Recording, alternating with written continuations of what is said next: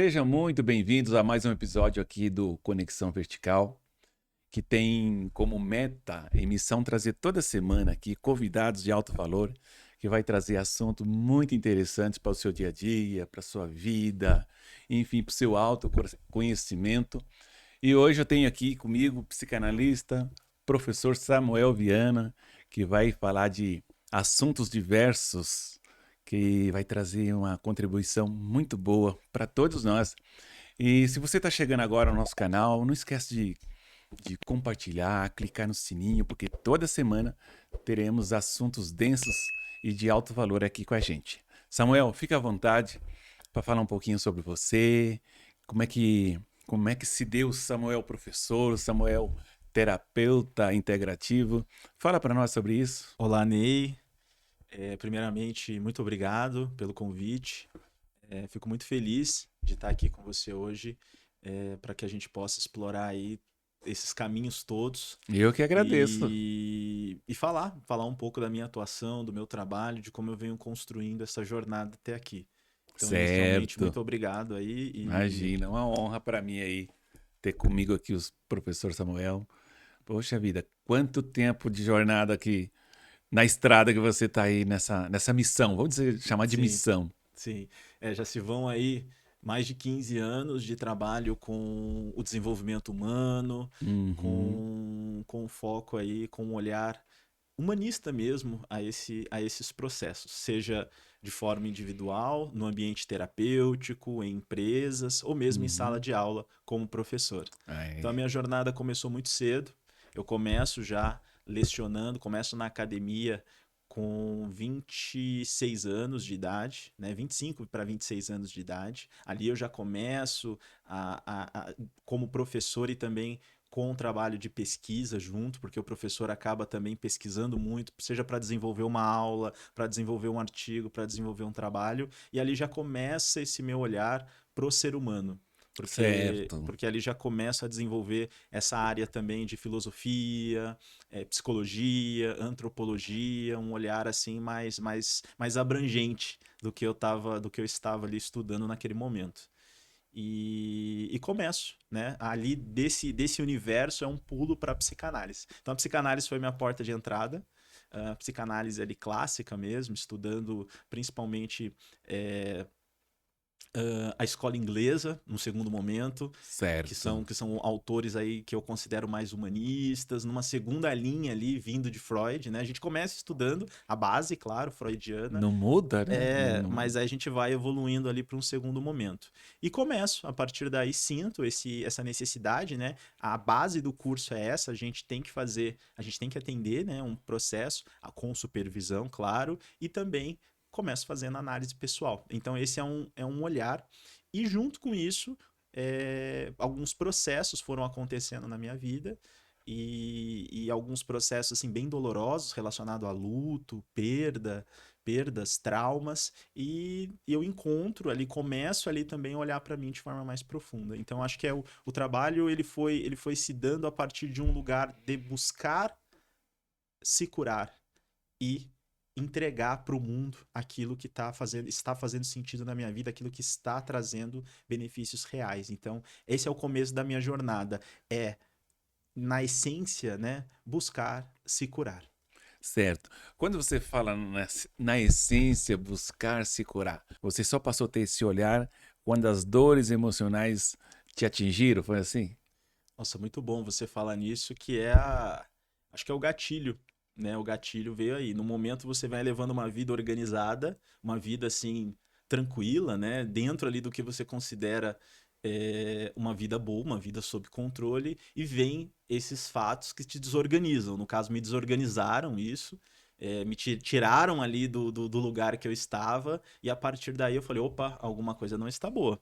Então, sim, o primeiro passo foi um incômodo. Eu falo que foi uma abertura, uma rachadura nessa minha estátua da vida perfeita. E Hum, nessa rachadura começa a entrar conteúdos que eu não sabia como lidar, né? Situações, sentimentos, e a partir daí que eu começo a olhar para mim, né? Começo a trazer esse olhar para dentro. E quando eu trago esse certo. olhar para dentro, eu acho que eu acho que é o momento que as coisas começam a acontecer, né? Eu começo a me aprofundar em mim, e nesse aprofundar em mim, eu começo também a entender que isso podia ser minha forma de entregar para o mundo esse processo. Ou seja, é a partir do momento que eu vou me curando, vou me observando, vou me tratando, é que eu começo a entender que é um olhar profundo. É assim que eu quero, digamos assim, olhar para o mundo também. Muito bom.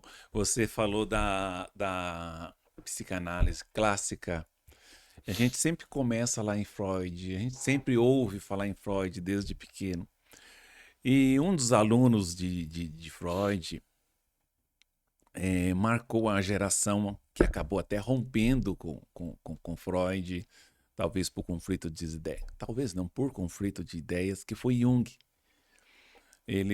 Eu creio que o rompimento deles foi até a morte de um dos dois, que foi a morte de Freud, né, que foi a morte Uhum. que faleceu primeiro. Você tem um autor preferido? Ou como você vê Jung, principalmente nos dias de hoje, com as suas obras, com seus trabalhos, e com seus ensinamentos que ele teve também? Nós estamos falando de 100 anos atrás, e como isso reverbera nos dias de hoje, para você e para a sociedade que você tem assistido como professor e como psicanalista também. Eu acho que a partir do momento que eu começo a estudar esses autores, a gente começa também a entender o momento que eles escreveram cada coisa, né? Então, por exemplo, Freud, ele era um médico, neurologista, e ele começa ali a olhar o ser humano de uma outra forma. E ele faz isso olhando a si mesmo. Então, muitas pessoas, às vezes, olham para Freud, mas não olham para o ser humano Freud e para o momento que ele começa a fazer aquilo. E essa foi a minha. Eu acho que eu chego na psicanálise com esse olhar também, né? O olhar de o momento que ele começa a olhar para algo que ninguém estava olhando. E aí o Jung começa também a olhar a partir das ideias do Freud. E o Freud começa a olhar para isso a partir dele mesmo. E Jung faz isso também de uma forma maravilhosa. E depois vem aí se seguindo outros autores que entendem esse espaço. Então, eu acho que, para mim, os autores que eu considero mais importantes, né, inicialmente, Freud e Jung, são fantásticos. Eu acho que se complementam muito bem, não se excluem. E hoje eu cada vez mais vou construindo um olhar integrativo do ser humano também. Que a partir desses autores, eles vão abrindo um espaço para a gente ir acrescentando novos olhares, né? Então começa-se com Freud, Jung, que são, acho, incríveis, fantásticos, Sim, assim. E verdade. depois você vai criando lá ali outros, né, que foram se seguindo, Ferenczi, Winnicott e outros que foram se seguindo até chegar no segundo momento ali numa abordagem mais humanista, que aí vem Rogers, vem Milton Erickson com outras abordagens, e agora se chega até numa quarta força da psicologia, que é a psicologia transpessoal, com Stanislav Grof, com Ken Wilber, que vão olhando essa integração. Como eu posso integrar tudo isso? Porque o ser humano é isso, né? A gente olha o biológico, mas a gente tem que olhar também os aspectos mentais.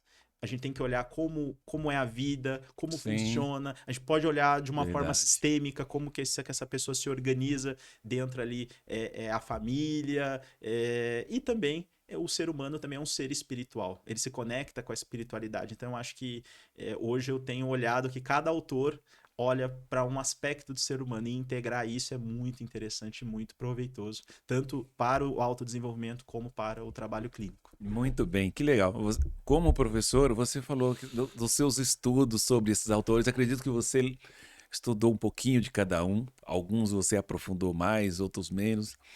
E você falou da congruência de tudo isso, que são as terapias integrativas, que integram o ser humano não só, não de um ponto de vista unilateral, mas sim com suas dores, as suas mazelas, o seu dia a dia, família, enfim.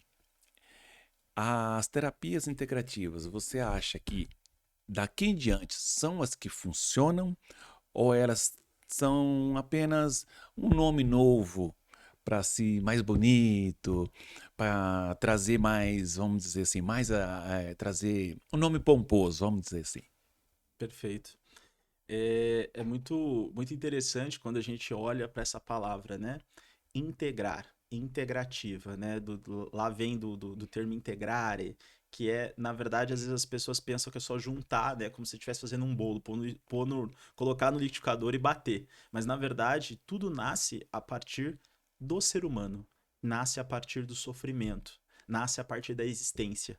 Então, eu acredito que essas diversas abordagens, elas são integrativas não enquanto um mix de técnicas ou de pensamentos, ou de cartografias, de formas de pensar, mas sim elas se integram a partir da dor, do sofrimento humano, da ansiedade, da depressão, daquele tipo de sintoma, e eu acho que a palavra nem é sintoma, mas do tipo de crise existencial que aquela pessoa está passando naquele momento da sua vida. Então Certo. não é necessário, eu vejo, né, elas têm validade a partir do momento que elas respondem ao momento, né, ao fenômeno ali. Porque não é só eu criar uma série de técnicas e falar, ó, tá aqui. Tô aqui, Ney. Ó, pra você. O Ney chegou com ansiedade. Ó, Ney, a sua ansiedade eu trato assim, assim, assado. Não. Aí chega outro com depressão, trato do mesmo jeito. É como se você fosse num oftalmo e o Uhum. oftalmo chega lá e fala pra você assim: você chega e fala, Samuel, eu tenho problema de vista. Ô, Ney, eu também. E te dou meu óculos. O seu problema é um, né? De outra pessoa é outro. Cada um tem a sua vida, tem o seu momento, né? Então eu acho que a ideia de integrar é justamente você tecer caminhos para que de fato encontre esse ser que sofre, que pensa, que vive, que ama, que odeia, que tá ali passando por um momento da sua vida. Então acho que é integrar nesse sentido. O que funciona para um pode não efetivamente funcionar para outro. Quando você fala em psicanálise, a psicanálise tem uma abordagem, assim como cada terapia tem a sua abordagem. Uhum. Quando nós dizemos de terapias integrativas, nós podemos usar várias técnicas para tratar o cliente, o paciente, sem que ele saiba efetivamente quais são as técnicas que você está usando. Se é uma técnica de psicanálise ou Uhum. uma outra técnica de outra terapia integrativa, não sei quantas terapias existe, o total, porque cada autor fala de um número. Eu não sei se você tem um número também aproximado que você pode falar de quantas terapias integrativas existem. Olha, esses tempos atrás eu fiz essa pergunta, né? E andei pesquisando, hoje com a inteligência artificial facilita, e achei quase 100 abordagens. Sem abordagens. E são às Meu vezes. Deus. Porque eu acredito que é isso também, né? Porque a gente tem que olhar para o problema do momento. Então, quando você pega Freud, ele olha para a psicanálise e olha para alguns sintomas, como histeria, que era um problema da época. Se talvez Freud estivesse desenvolvendo a psicanálise hoje, ele ia olhar para quê? Ansiedade, depressão, Sim, sim, a palavra mais buscada. impulsão. Então acho que talvez entra nesse lugar, né? As abordagens elas respondem a um problema social. E aí, conforme a sociedade vai se desenvolvendo, a gente vai tendo que adaptar essas abordagens ou repensar essas abordagens. E muitas vezes se cria uma nova abordagem. Então eu sempre falo que quando você começa a estudar tudo, você vai encontrando uma espécie de. Tinha uma lenda chamava Fio de Ariadne, que é aquele fio que conecta todas as coisas. Então, quando eu acho que você olhar esse fio, né, ou seja, você partir desse processo, desse básico, você vê que todas as abordagens elas são benéficas. É que cada abordagem foi pensada para um momento, para responder a uma situação. Então, para mim, todas elas são bem-vindas.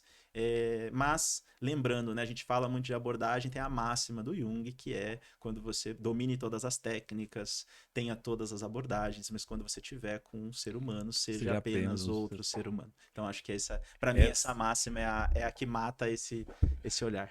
Eu nunca tinha ouvido falar no fio de Ariadne. Ariadne como personagem da mitologia, ok, mas Isso. fio de Ariadne eu nunca É, tinha ouvido falar. é o fio que liga todas as coisas. Então eu falo que a gente vai estudando várias abordagens. É como se a gente estuda Freud, você chega num lugar. Aí você Uhum. estuda, chega no mesmo lugar. Então é como se a gente vai estudando várias técnicas e a gente vai percebendo que são caminhos para a mesma, digamos assim, as mudas as falas, mas todos são caminhos para o mesmo espaço, né? Para responder ao mesmo processo, que é o sofrimento humano. Certo. Samuel, muita gente fala, estudiosos principalmente falam Cada um fala sobre o seu ponto de vista do porquê Freud não deu tanta importância à hipnose.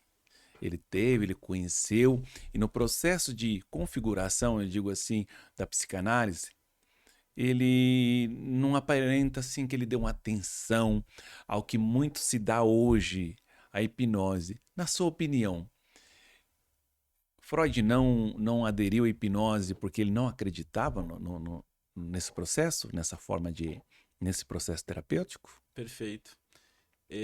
A hipnose, quando Freud conhece ela, ela conhece através do Charcot, que desenvolveu algumas pesquisas na França. Freud se forma, né? E como Freud, ele queria ser professor, mas ele não tinha muitos recursos. Então ele vai atender na clínica e vai fazer pesquisa. E essas pesquisas os levam a olhar para o Charcot. E o Charcot ele Uhum. realizava um modelo de hipnose para tratar histeria e outros processos, né, que eram frequentes naquela época lá na França. E quando o Freud ele vai conhecendo, seria o que nós chamamos de hipnose clássica, né? Que não é uma hipnose que nós vemos hoje, não é hipnose de palco, não é uma hipnose que tem ali, como a gente vê em programas de TV. É uma hipnose, na verdade, para olhar, para induzir o ser humano a um processo de transe. O que é um processo de transe? É um processo onde ele encontra um relaxamento ali do eu para que ele pudesse acessar o inconsciente. Então, o Freud ele percebe que o modelo de hipnótico ele é um caminho, mas ele olha a partir de um processo de, bom, eu posso acessar o inconsciente por aqui, mas ele também percebe que a terapia pela fala, que é a pessoa vai falando e ele vai fazendo associações, vai fazendo conexões, ela tem o mesmo efeito. Então, ele olha e fala, bom, ele é uma forma de fazer isso, mas a terapia pela fala ela também acessa esse inconsciente.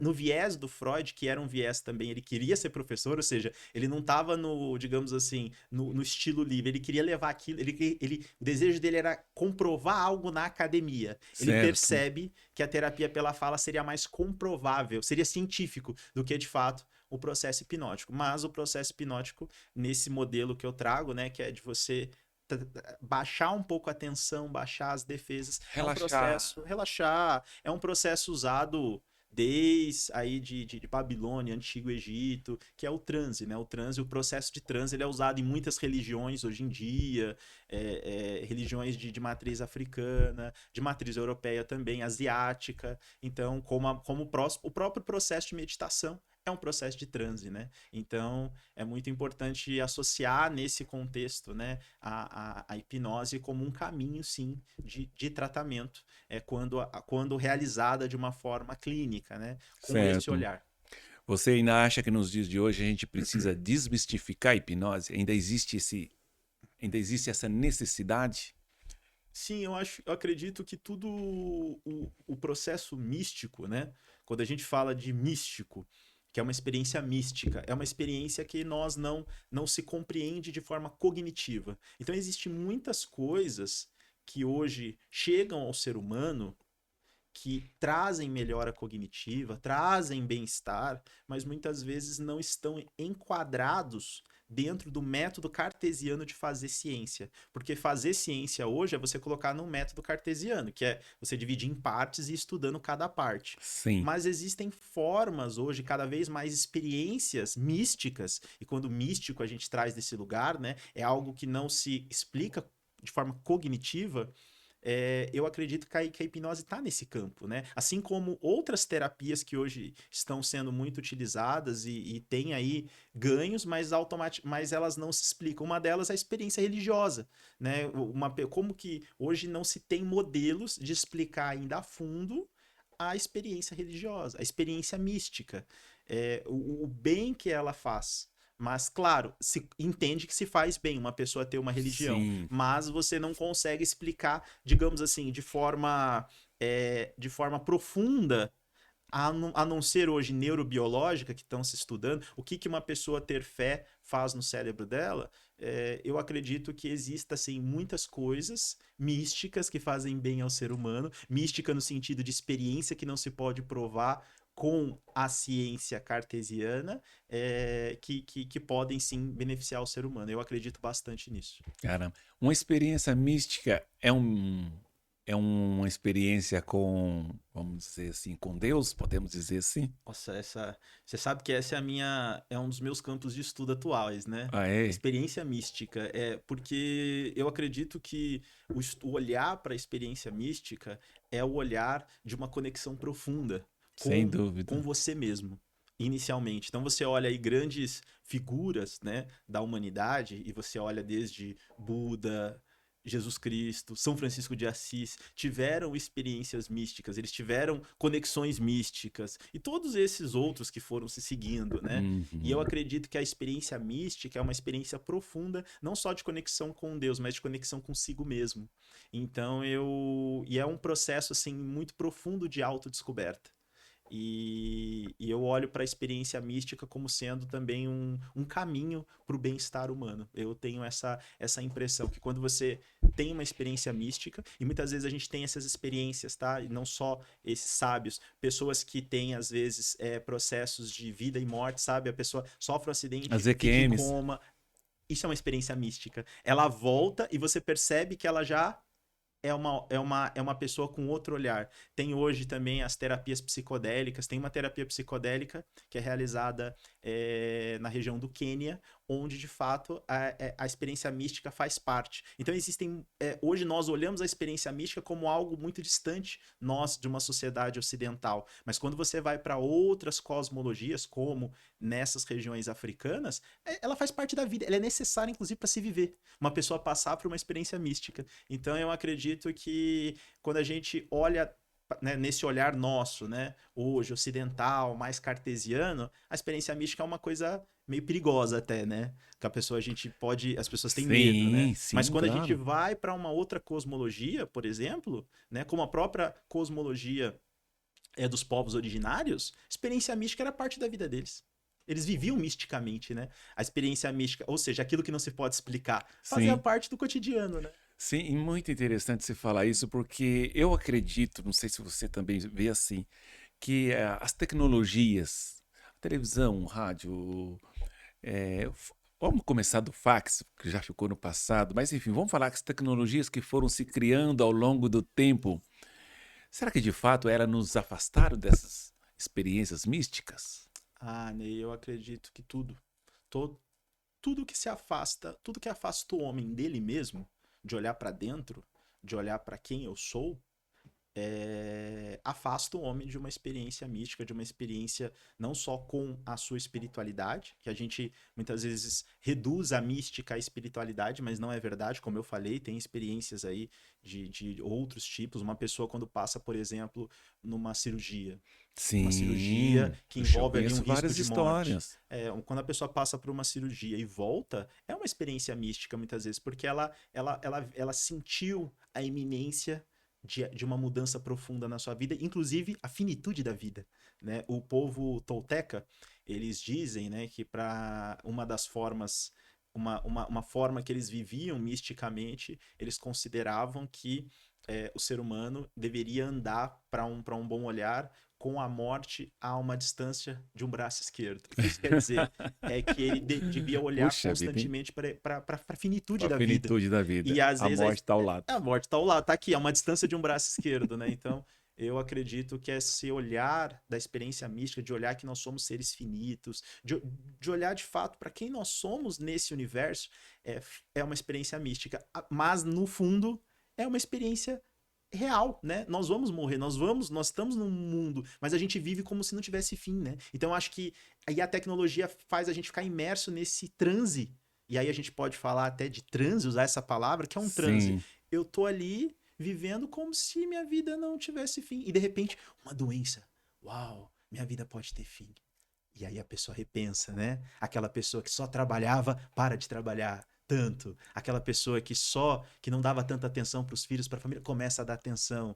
Aquela pessoa que às vezes tinha um sonho, ai, mas trabalha muito, eu não posso isso, não posso aquilo, mas eu queria tanto ter uma moto, Harley Davidson e sair via estrada fora, ela faz isso. Então, às vezes, eu acho que isso é uma experiência mística. É que faz, de fato, às vezes mudar. Às vezes muda muito, né? Às vezes é aquela coisa muito intensa, mas é necessária para um ponto de virada na vida humana. Bacana demais. Você falando tudo isso, eu tô pensando aqui. Outro dia eu fiz atendimento de uma paciente que tenho. Ela tem 12 aninhos. Hum, Tá. E essa garotada, como todos nós, estamos o tempo todo conectados na tela do celular. Tempos atrás eu vi o Dr. Sérgio dizer que quando foi que nós tiramos os olhos do céu uhum. e trouxemos para a tela? E é uma grande verdade, porque você olha para o céu hoje, você mal sabe o que é a lua, que são as estrelas. E essa menina de 12 anos, quando eu abri a cortina do consultório, que ela avistou o céu, porque já estava noitinha, ela apontou o dedo e disse: Olha lá, Vênus.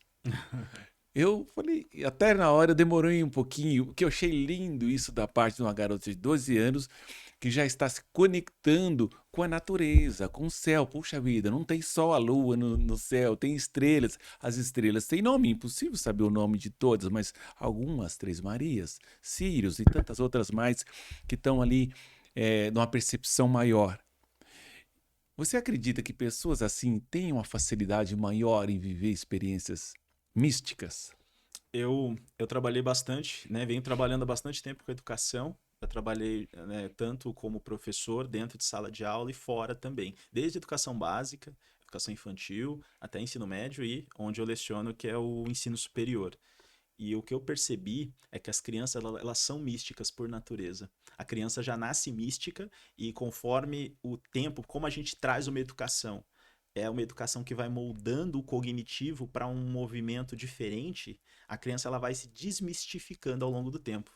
Se você pega uma criança, por exemplo, o que, que seria isso, né? Ela tem uma capacidade imaginativa incrível. Você pega para uma Sim, criança, por sim. exemplo, você fala: o que, que é isso aqui? É uma taça de água. E o que pode ser mais? Ela vai virar e vai falar: pode ser uma torre. Ah, mas pode ser também um avião, ó. Vuu. O ser humano, você fala: o que, que é isso aqui? Né? Um adulto, né? Um ser humano adulto. Ah, é uma taça de água. E o que mais pode ser? Uma taça de água. Uma taça chique. Uma taça. A criança. Bonita. A criança não, a criança olha essa taça, ela nessa taça vira um avião, vira uma torre, vira um lugar de quem nós, né? Nós, a gente vai se lembrar da nossa infância, coisas assim que a gente se divertia, caixa de papelão, rolo de papel higiênico, a gente fazia. Então a criança ela tem essa capacidade, isso traz uma capacidade criativa intensa. E se você olhar grandes, você falou do céu, eu acho isso incrível. Se você olhar grandes descobertas da humanidade, eles estão vinculados a essas experiências, né? Como Isaac Newton quando cai a maçã, Galileu Galilei teve uma experiência, porque cara, ele parou em algum momento ele teve que parar e olhar para o céu. Assim, sem ele teve que ele estava em um momento que ele teve que parar e olhar para aquilo e imaginar. Pô, será que a Terra é o centro do universo, né? Então, são perguntas profundas que não tinha na minha visão, o que, claro, depois vem o conhecimento técnico para te Uhum, levar até lá, sim. assim como o Newton. Mas se você olhar o insight, o pulo do gato, vamos dizer assim, acontece numa experiência muito simples e numa experiência onde ele não está conectado a nada. Ele está desconectado. Talvez no o que hoje chama-se, né? A gente chama de tédio, vazio, e a gente evita isso a todo tempo usando telas, mas na verdade nós precisamos desses momentos desconectados. A gente chama isso de você está desconectado, você está não produtivo, mas não é. O ser humano precisa de momentos não produtivos, de descanso mesmo, de conexão profunda, para que ele possa de fato acessar essas experiências, se conectar de novo com essa habilidade, que isso é uma habilidade humana, tá? Isso está em todos os seres humanos, faz parte do ser humano, mas de fato, com todas as tecnologias, cada vez mais a gente se desconecta de tudo. Muito bom. Você já teve alguma experiência mística que você possa compartilhar? Perfeito, Ney. Eu acredito que sim. Já tive experiências nesse espaço. Quando eu falo eu acredito, porque é isso, né? A experiência, ela é mística para o Ney. Então ela não é uma experiência assim, é como eu falei, ela não é uma categorização, não existe uma categoria. Mas eu passei por momentos, por exemplo, de luto, que foi para mim um processo. Aconteceram coisas ali dentro de viver o luto que me trouxeram para uma experiência mística. Já tive outras formas, mas eu gosto de trazer que muitas vezes a dor também nos leva a isso, né? Como eu falei da doença, no meu caso também é uma dor emocional profunda, hum, pode trazer a gente para um outro olhar, para um outro movimento, Sim, porque às vezes a dor entendi. desabilita a gente daquela vida. Então a gente tá ali produzindo, né? Vamos imaginar o cérebro. O cérebro tá totalmente focado naquele transe ali de vida, né? Naquele transe, naquele foco. Então, a pessoa tá vivendo ali a vida. De repente vem algo que você fala, não consigo mais fazer isso, não consigo mais ser o que eu era. Esse momento, para mim, eu considero uma experiência mística, onde me reconecta com valores e coisas na minha vida e lembranças que são muito importantes para mim, me fazem ter uma conexão muito maior com a minha espiritualidade, porque eu saio dali, eu falo, eu tenho que me agarrar em algum lugar, porque você fala, nossa, preciso me agarrar, então eu me agarro de volta à minha espiritualidade, mas Sim, eu me agarro de um outro lugar que eu nem imaginava, e é como se algumas coisas que eu vivi na minha vida começassem a fazer sentido naquele momento. Então até aquele momento, eu não, aquelas coisas, elas só eram coisas, eram só mensagens, mas naquele momento ali você fala, nossa, tudo que eu vivi tá me dando suporte para isso. Então você parece. começa a perceber isso de um outro olhar. Eu sei que isso a gente lê muito, né? Frase de autoajuda, Sim, mas todos os dias.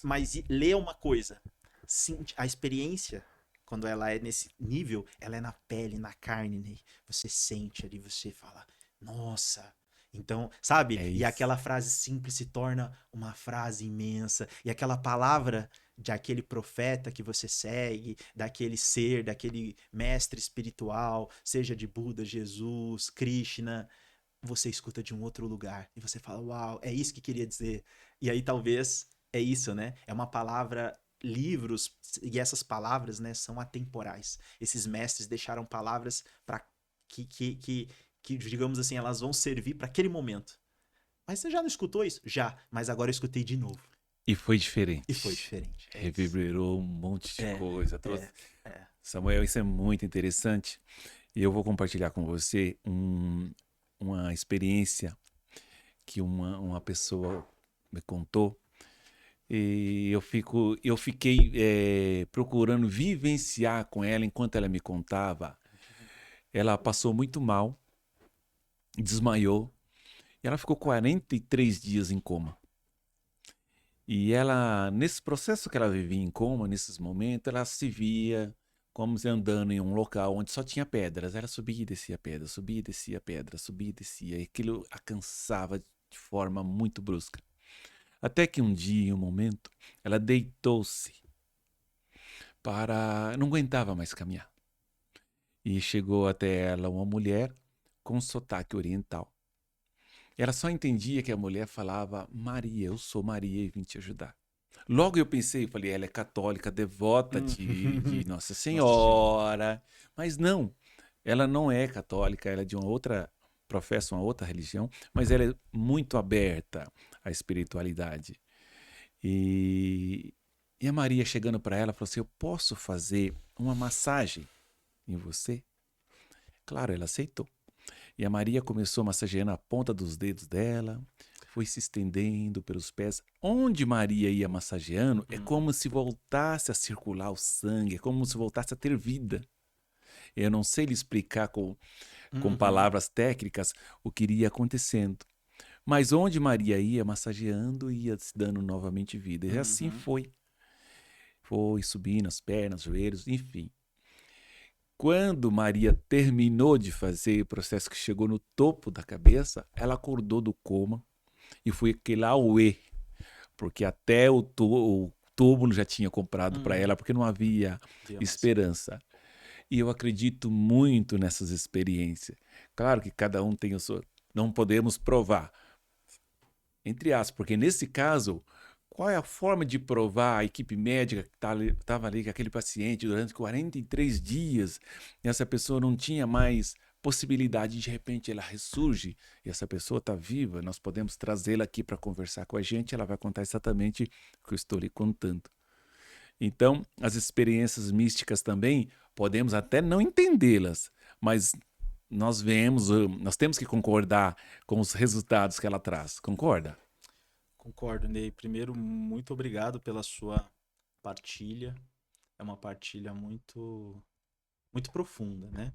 A gente fala de uma pessoa que estava ali em coma, ou seja, ela estava completamente com a consciência desligada, essa consciência operacional, cognitiva que todos nós temos, e de Sim, repente ela surge, né, nesse espaço.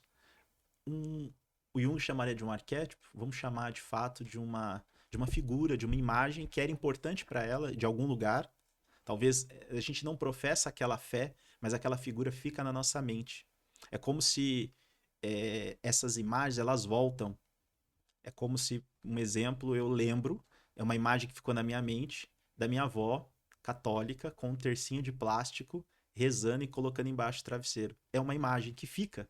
E talvez ela tinha uma imagem de Maria, não veio da fé ali, que ela professava antes do coma, mas estava no inconsciente dela. Então eu digo que entender isso, e agora a gente trazendo isso para essa discussão, né, do que é uma terapia integrativa, na minha visão, terapia integrativa é isso. Isso daqui, talvez a medicina não explique, mas o terapeuta, ele traz para terapia.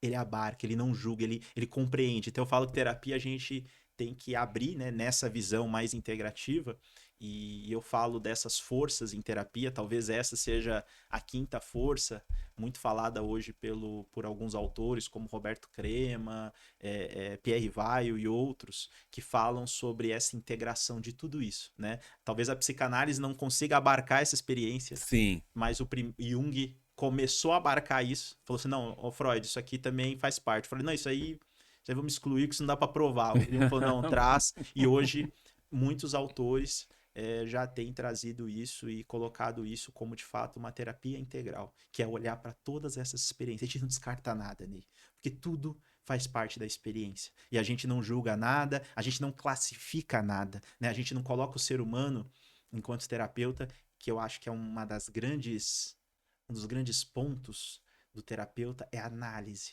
Hoje o terapeuta está cada vez mais analista. Eu vou te analisar. Isso quer dizer que eu vou te dividir em partes e estudar essas partes. Isso tem o seu valor, eu concordo.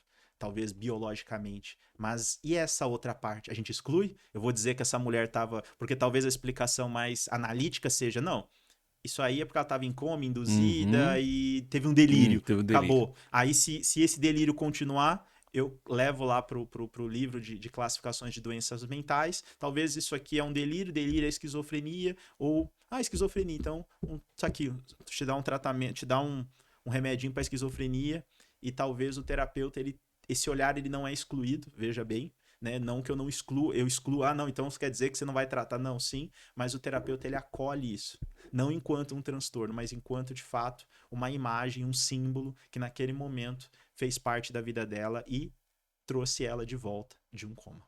Poxa vida, que interessante essa questão do acolhimento. É você ir até onde o paciente se encontra e eu acolher ele da forma que ele vem. E aí vai aparando as arestas, por se dizer assim, vai analisando as possibilidades sem jamais excluir a vivência que ele teve. Sim, é isso. Poxa vida, que bacana. É isso. É você ir onde o terapeuta tá.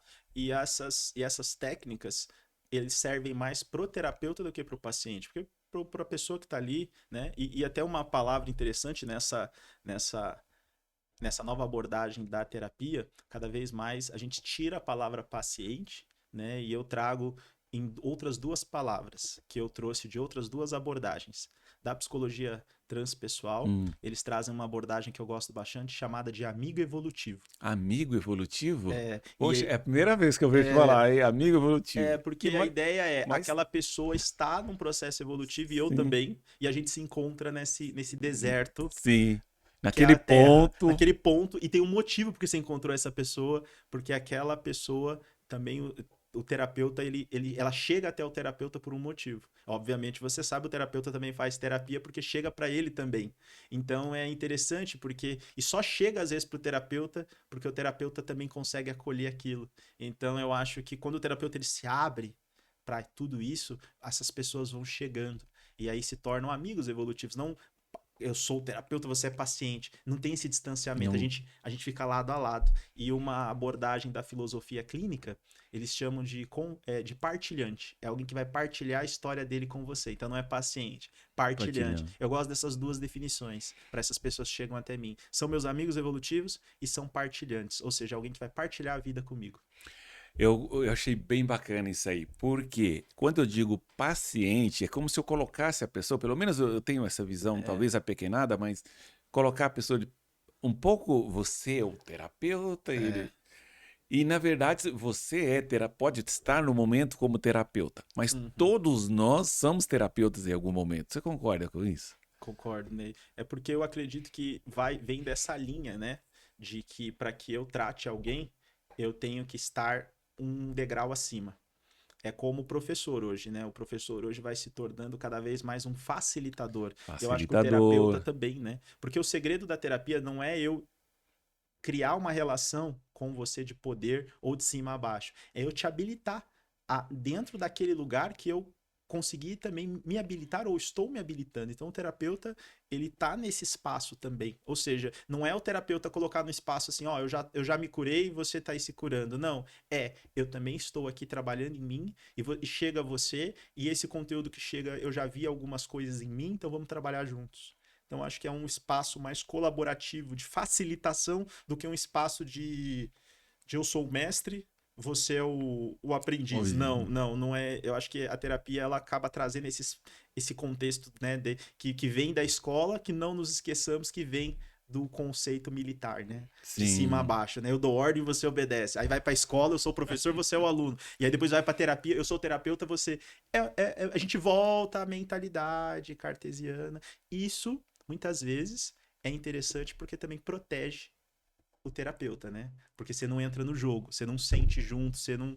Então eu acho que, claro, pode ser um caminho, mas para aqueles que de fato querem produzir, na minha visão, mudanças profundas, tem que, de fato, digamos assim, eu falo que o terapeuta ele não cria metáforas para o cliente, ele se torna uma metáfora para o cliente. Eu acho que isso é o mais. Ele se torna o que o cliente precisa, ele encontra o cliente naquele lugar. Ou seja, ele não fica lá olhando o cliente sofrendo no deserto, né? Ele desce, é o que você falou, ele vai até. Se a pessoa tá lá, eu vou até lá. interessante demais. Alguns teóricos dizem que a neurociência é a evolução da psicanálise. Logo, psicanálise se tornou, vamos dizer de forma, talvez obsoleta, não seja o nome, né, sobre esse ponto de vista que eu estou falando. Se a neurociências é a evolução da psicanálise. O que você acredita? É neurociência, psicanálise é psicanálise? Ou realmente eh, podemos colocá-los dessa forma? Eu acho interessante esses termos, né? Agora, inclusive, surgiu a neuropsicanálise. Eu fiz uma nova abordagem aí, que é de fato você olhar com a neurociência, comprovar ou olhar para o cérebro a partir de alguns aspectos da psicanálise. Eu Uhum. acho interessante esse aspecto. Existe até alguns terapeutas já especialistas nessa abordagem, neuropsicanálise. Eu acredito, eu estudei neurociências também, e eu acredito que tudo vem para um olhar integrativo. Então a gente não exclui o contexto, mas esse é um contexto biológico, deixando claro, né? Quando eu estudo a neurociência, eu estou estudando os efeitos daquele processo já no cérebro. Então, na minha visão, a psicanálise ela trabalha num lugar mais criativo e a neurociência ela trabalha num lugar mais do fato ocorrido, do que já ocorreu, do que já é sintoma. Então, um exemplo. Imagine que o Ney ele tem um comportamento de muita raiva. Só que ele não expõe essa raiva para fora. Algo aconteceu com ele e agora ele vive uma vida onde essa raiva vai ficando represada dentro dele cada vez mais. E essa raiva vai produzindo alguns efeitos biológicos no corpo, essa supressão da raiva. Certo. Gastrite Hum, pode sim. produzir um certo processo mental. Então, as neurociências vão olhar para isso. Vão olhar para esses efeitos que esse sintoma de raiva está produzindo já no corpo. Agora, quando você vai para um contexto mais profundo do inconsciente, a gente vai olhar com a psicanálise o que é por que que ele tem essa raiva? E por que que ele entende que tem que represar isso? O que dentro dele está ocorrendo? O que de fato, por que isso existe dentro dele? E é um contexto antes do biológico. Então, quando eu olho para o contexto da neurociência, eu vejo como o cérebro está funcionando para reproduzir essa defesa, esse processo de vida já criado por essa raiva, mas eu não olho para o fato de fato, o fato ocorrido. E hoje tem, claro, tem outras técnicas que ajudam a olhar para isso, mas a Certo. psicanálise é uma delas. Então é um caminho para olhar para isso, né? A TCC tem sido um caminho também, né? E talvez assim um pouco mais trabalhando num outro campo de trabalho, um campo também mais de pensamentos automáticos, crenças. E a Certo. psicanálise ela vai fazendo perguntas para que de fato exista o aprofundamento desse olhar, né? Digamos assim, desse por que eu sinto essa raiva? Será que tem algo a ver com a minha infância? Será que foi alguma coisa que. E aí, naquele momento, eu não pude sentir essa raiva e eu suprimi? Então, eu acho que tudo se conecta, né? E a Precisava neurociência. agradar. E isso vai criando o que a neurociência chama de um caminho neural. Então, é como se esse ato, então aquela criança, imagina aquela criança ficou com raiva, foi bloqueada. Depois passou um tempo, ficou com raiva, foi bloqueada. Aí ela entendeu. Sentir raiva não é bom. Se eu sentir raiva, não vão gostar de mim, não vão me amar. Então eu vou ser a criança boazinha. Então ela cria uma espécie de bloqueio. Isso se torna biológico, porque isso é uma espécie de caminho neuronal. O cérebro dela fala assim: nossa, esse é um comportamento aceitável, então eu vou criar um caminho neuronal. E só que ela vai crescendo. E ela sai desse ambiente. Aí ela vai para um outro ambiente. E nesse ambiente é esperado que ela pode mostrar a raiva, claro, raiva saudável. E aí ela não consegue. E isso vai criando outras coisas que vão, talvez, aí criando um processo de adoecimento no corpo físico. E a biologia é ótima para tratar esse aspecto físico. Mas a neurociência traz, que aí eu acho interessante, que esse caminho neuronal ele pode ser redesenhado através da neuroplasticidade. Então, e a psicanálise, né, a TCC são caminhos que podem ajudar essa pessoa a reconstruir essa neuroplasticidade, que é para sair da síndrome de Gabriela, que é eu nasci assim, vou morrer assim, eu sou assim, né? Sai desse espaço. Não, eu nasci assim. Na verdade, para talvez trazer uma fala, tem um Cláudio Narango, que é um terapeuta, Cláudio Narango. psiquiatra, muito envolvido principalmente com gestalt terapia e enneagrama, e ele fala uma coisa interessante, ele fala assim: personalidade é a loucura que nós inventamos para sobreviver. Poxa, personalidade É é a loucura loucura. que nós inventamos para sobreviver. Faz parte da minha personalidade. Ser nervoso, ser. É a forma que a gente encontrou de sobreviver. E eu digo mais: personalidade é a forma que a gente encontrou de ser amado. Ou da gente pensava que seria a forma. A gente pensava, se eu for desse jeito, eu vou ser mais amado. E a gente vai criando isso. E aí depois a gente cresce, a gente fala, eu sou assim. Eu penso assim. Só que na Esse é meu verdade, jeito. esse é meu jeito. Só que na verdade, esse seu jeito pode estar te adoecendo, ou pode estar te bloqueando, ou pode estar impedindo que você atinja de fato tudo aquilo que você é. E não, então eu acho que essas técnicas todas, essas abordagens podem ser usadas em conjunto para, de fato, fazer a pessoa olhar para aquilo que ela é e aquilo que ela não é. Aquilo que foi uma resposta inteligente do corpo num determinado momento da vida, mas agora pode ser descartado. Muito bom. E aí, olhando desse jeito, a gente olha então a psicanálise lá fazendo um trabalho, no caso lá do, vamos colocar aí o menino nervoso, que tinha que guardar aquilo tudo, não podia porque nervoso não era legal, ele não seria amado, não seria aceito.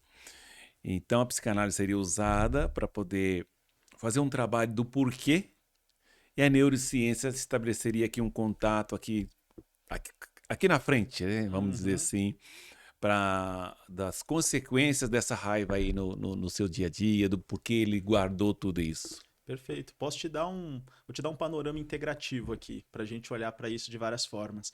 Eu posso usar a meditação com essa pessoa, a meditação vai fazer com que ela fortaleça, isso já comprovado pela ciência, aí já é a neurobiologia, o uso da meditação fortalece o córtex pré-frontal.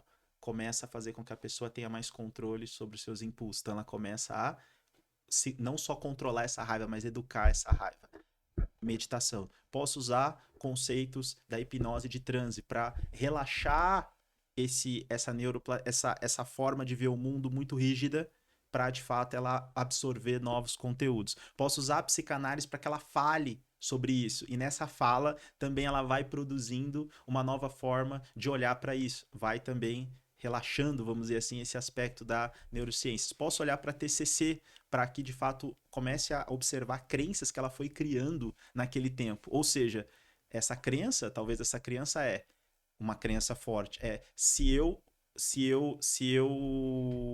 tiver raiva, as pessoas não vão gostar de mim. Então ela tá às vezes num espaço onde às vezes ela precisasse da raiva para lidar com a situação e a raiva saudável ela não consegue. Então você começa a lidar com essa crença. Não é bom sentir raiva. Então às vezes ela fica naquele. Tem um filme sobre isso, inclusive, que eu recomendo, que é muito bacana, que é o Tratamento de Raiva com Adam Sandler e o Jack Nicholson, onde ele faz justamente esse tratamento. Comédia, É né? para comédia. A pessoa ela tá muito tempo no emprego, ela não consegue, ali o chefe dela abusa dela, né? Faz ela trabalhar muito e não consegue. E ele e tem também a esposa quer casar, e ele não consegue pedir ela em casamento, ele não consegue beijar ela em público, porque quando ele era pequeno, ele foi beijar a menina que ele amava e um coleguinha veio e abaixou o short dele. Então ele ficou com esse trauma e aí ele vai para um tratamento da raiva. É muito interessante.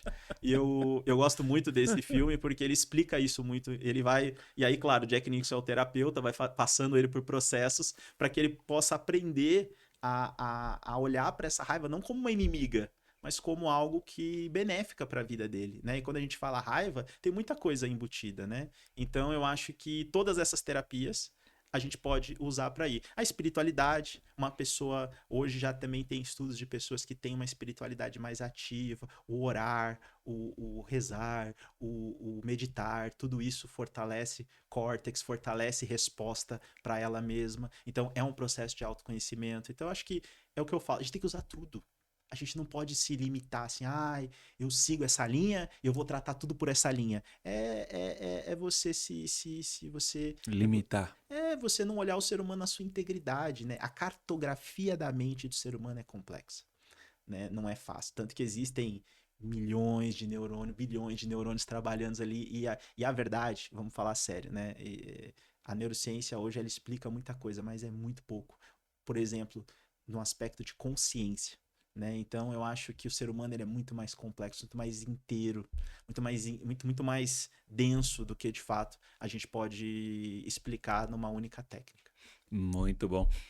Você falando tudo isso, uma das coisas que a gente percebe são que todos nós, eu vou usar essa palavra todos nós, porque somos seres humanos em construção, e todos nós carregamos, já carregamos traumas. Sim. Algo que nos aconteceu, seja na infância, seja no período de criança, ou até mesmo, como a ciência hoje mais evoluída diz, até mesmo no período de formação, então que o bebê está na barriga da mãe. Você pode falar para nós um pouco sobre como os traumas se originam? Olha, Ney, é muito interessante essa fala do trauma, que é, de fato, hoje, talvez um dos temas mais profundos de estudos dentro do contexto da psicologia, da psiquiatria, que é olhar transtornos pós-traumáticos e olhar de fato como isso se origina. E como você bem comentou, hoje existe já o olhar intrauterino, que é a origem desses processos traumáticos desde a Sim, concepção, desde lá o bebê na barriga, 3 meses, 6 meses, até de fato todo o iniciar aí da sua caminhada.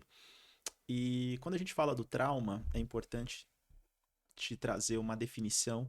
Essa definição, ela diz que o trauma não é o que aconteceu com você, é o que aconteceu dentro de você em resposta àquilo. E certo. isso começa por aí porque a gente explica assim, bom, eu tenho 2 filhos, eu crio eles do mesmo jeito.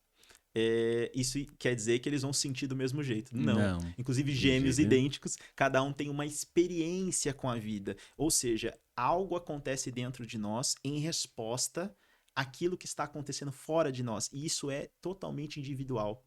Então, trauma não é o que aconteceu com você. Eu tive um trauma com um assalto. cada pessoa vai viver dentro de si esse trauma de um jeito. Então o Ney pode ser assaltado no mesmo lugar, na mesma hora, no mesmo dia que eu. Talvez a gente seja assaltado, digamos assim, né, em momentos iguais. Talvez a gente pode ter a mesma idade, a gente pode ter nascido na mesma cidade, a gente pode ter muitas características, mas cada um vai viver esse assalto de uma forma diferente. E algo dentro de mim vai viver esse assalto de forma diferente. Então, o trauma é isso.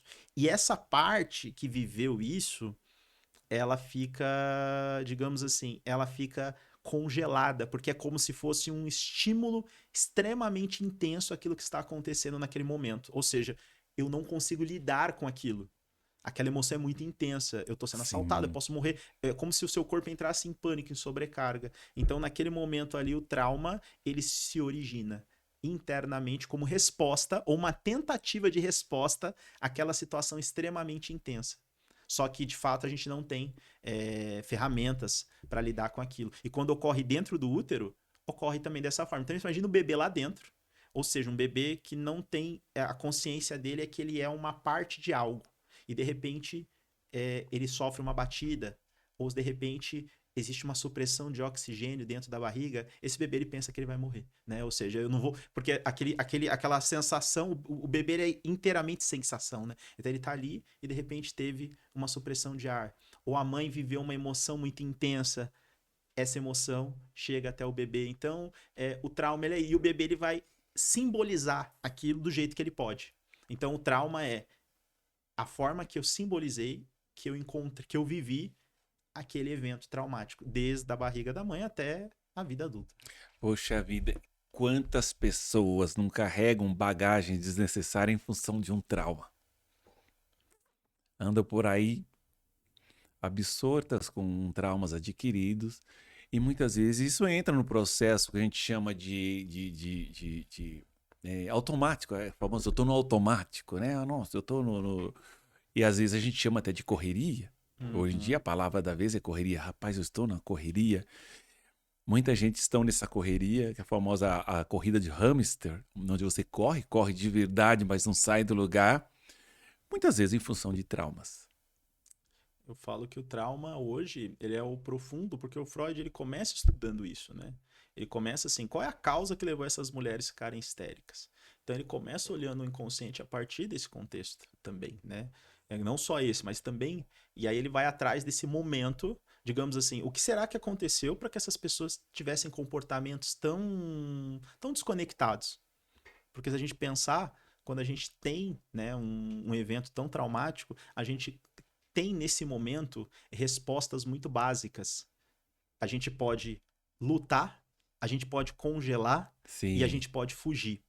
Então, pensa, esses três comportamentos, eles vão sendo realizados ali. E essa resposta depois na vida ela vai virando uma forma, vamos chamar assim, o seu corpo ele vai tentando resolver isso ao longo do tempo. Isso vai fazendo parte da sua personalidade. Então você imagina assim, uma pessoa hoje ela é adulta a maior parte do tempo. Adulta é uma pessoa assim com grande, vamos chamar assim, com uma grande racionalidade, uma pessoa tranquila, mas quando revive algo naquele trauma, ela volta a ser um menino de 5 anos de idade. Então, às Naquele vezes, momento naquele ali, diante momento, daquela diante daquela situação, situação, então ela pode brigar, ela pode fugir ou congelar, correr. correr. E aí ela fala: "Nossa, mas por que eu tive essa atitude?" Porque aí depois passa aquele momento, ela volta o adulto de 40, 50 anos, mas ela fala: "Mas por que eu tive aquela atitude?" É o trauma ele se revela porque ele fica. É como se aquela experiência, aquela emoção, deixa algo congelado na pessoa naquela idade que aconteceu. O passo a passo para a gente superar um trauma. Se é Hoje, que podemos falar assim, né? sim, Passo a sim, passo. sim. Eu acredito que o primeiro passo é isso que eu trago talvez esse olhar, né, que a gente começa falando, é olhar para si, Ney. Acho que o primeiro ponto é esse, porque não dá para você olhar para algo que aconteceu com você se você não quer olhar. Então, o primeiro passo é parar e olhar para si. E qual é as formas aí nós vamos de olhar para si? Existem muitas, né? A religião é uma delas, a meditação é uma delas e a terapia, com certeza, é uma delas. Então, hoje existem ótimos terapeutas, existem formas de fazer terapias com esse foco, com essa abordagem. A gente falou de algumas aqui, né? A gente falou de psicanálise, falou de TCC, falou Sim. de práticas baseadas em evidências usando neurociência. Gestalt. A gente falou de Gestalt, nós falamos de hipnose, no caso a ericksoniana, que trabalha aspectos de transe profundo para acessar esses conteúdos. Então a gente olha hoje para esses movimentos, né? A meditação é uma forma de chegar a isso, a religião, eu não descarto, é uma forma de chegar a isso também. E a terapia. Talvez a terapia hoje seja a forma mais organizada, vamos chamar assim, de olhar para isso, de trazer a pessoa para olhar para si mesma, porque a terapia, quando ela é feita de forma aberta, como nós estamos falando, de uma forma sincera, honesta, ela cria também um campo relacional para a cura do trauma, porque o trauma, ele não foi feito sozinho, né? Então é muito difícil uma pessoa, eu vou curar o meu trauma fazendo terapia com o ChatGPT. Ele não foi criado dessa forma, ele foi criado na relação. Então, se o trauma se estabelece na relação, a cura também acontece na relação, e não de fato. Eita, maravilha. Samuel, poxa vida, nós ficaríamos aqui mais 2 horas falando sobre isso. Foi muito boa a sua contribuição. Que bom. Para quem está nos assistindo, para quem gostou desse conteúdo e quer saber mais sobre o Samuel Viana, como é que faz? Mais uma vez, eu quero agradecer por ter tido a oportunidade de estar aqui com você, Ney, meu grande amigo. Eu também agradeço. Um irmão que a vida me deu. Obrigado. E nós estamos aí nessa jornada juntos, de terapeutas também, né? Olhando para o ser humano de uma forma verdadeira, aberta e sincera. E para quem quiser saber mais, quem tiver interesse também em passar por um processo terapêutico, se sentir tocado por essa nossa conversa aqui tão inspiradora, eu fico à disposição. Meu Instagram é samuel@ssviana e fico aberto, né, para quem quiser aí iniciar essa jornada como partilhante, amigo evolutivo, e também quem tiver aí nesse momento de vida de olhar para si, porque eu falo que é um momento, né? É preciso ter muita coragem, muita centralidade, mas deixo aí o convite aberto para me seguir lá no Instagram e acompanhar os conteúdos também. Tem o meu site, que é samuelssviana.com.br também. É uma forma de se conectar comigo. Maravilha, então é amigo evolutivo, vamos definir assim. Eu achei bem bacana essa definição. Eu gosto. E para você que nos acompanhou aqui, muito obrigado. E já fique sabendo que toda semana nós temos conteúdos desse porte aqui, conteúdos diversos, é claro. Siga no Instagram, siga nas redes sociais, curte, compartilha. Muito obrigado e até a próxima semana. Um grande abraço.